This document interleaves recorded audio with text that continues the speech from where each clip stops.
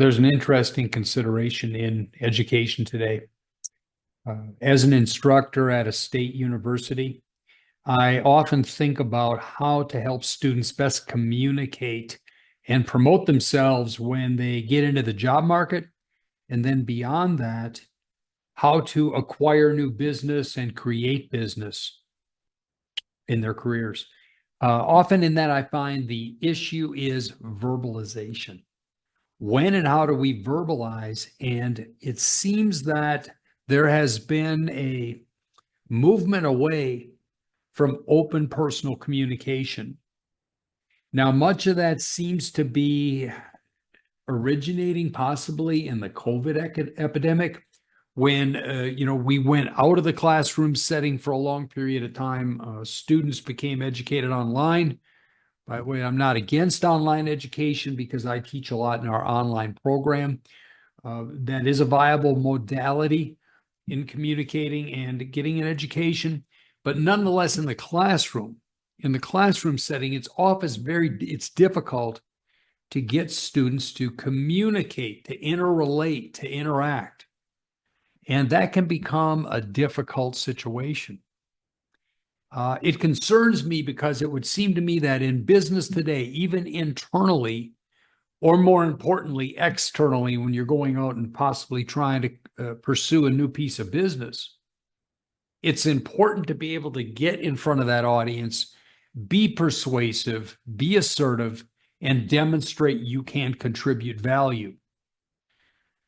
That what you propose, your piece of business, is as good or better than what is competing in the marketplace. Okay, now that said, I'm realizing there's an underrepresented group within that, that in that pretext, and that would be who are the introverts. I don't think we often enough accept and respect and celebrate those who are introverted in personality. I'd suggest that the world and society, business functions, what we have created and defined as successful, falls to the world of extroverts, right? The story is, can you walk into a room? It's a big party. You don't really know anybody. How do you feel? What are your insides telling you at that point?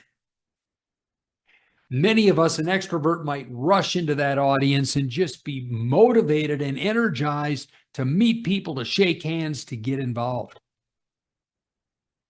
The introvert might fall to the edge of the room, possibly quietly grabbing a drink and then going to an area where they can just let their psyche rest. Now, I might suggest, I believe there's a spectrum of introvert to extrovert, and I believe that spectrum changes over time. I was much more extrovert as a younger person. I had a long sales career. I owned businesses. I was out there in the marketplace.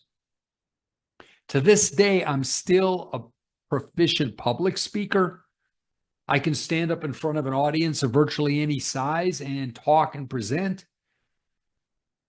But the one-on-one interrelationships, let's say at a bar setting or cocktail hour, become more and more difficult.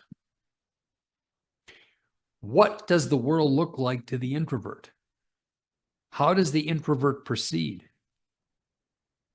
So many times today, we talk often in many social settings about being inclusive, how everybody gets in, who everybody gets a chance, that we respect and acknowledge everyone. But where does the introvert fall into that? How much attention does the introvert get?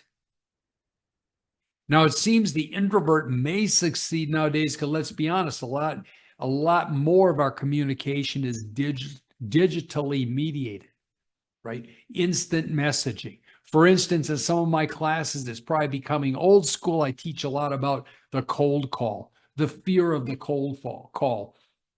In the day when I used to have to get on the telephone, pick it up, and then after much work, you get the connection with that top VP who can make the decision, and you only have 20 seconds or less to try to engage that person enough that they will continue to talk and listen.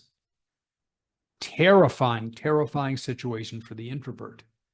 But now, of course, we get prospected more on LinkedIn, other social medias, instant messaging, etc. So there's more opportunity to reach out and do business that isn't necessarily that initial verbal or in-person communication model. But to think more about the introvert and how the introvert can demonstrate their value. I also realize for introverts, we have to create a more welcoming environment where they can participate. I go to one church function, and I now, as introvert, I'm more thoughtful. And if there's a conversation, I need time to organize my thoughts before I speak. And many times you may experience this, the extroverts immediately fill the void.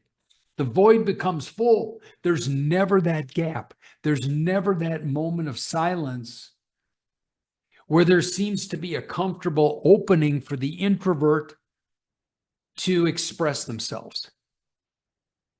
So if you see that type of situation, as I have, many times you'll have one or two extroverts absolutely controlling and I won't say manipulating, because it's open and they take that. They take every opportunity to speak, to give their position, to give their opinion, while the 10 or 12 other introverts at the table remain silent. So we have to think more about that. I think the marketplace of ideas. Please, if you're extrovert, stop and pause. The moment of silence, that pause in silence isn't a bad thing. Consider about how you are contributing to others. And if you truly believe in a diverse environment, if you truly believe in being inclusive, create that quiet space where the introvert feels comfortable and can share what they have. And here's the point I'd make too. One thing I can guarantee is that among introverts and extroverts, wherever you might be on that spectrum, extroverts don't hold all the ideas. Extroverts don't hold the best ideas. Introverts are many times enlightened, thoughtful, intellectual individuals.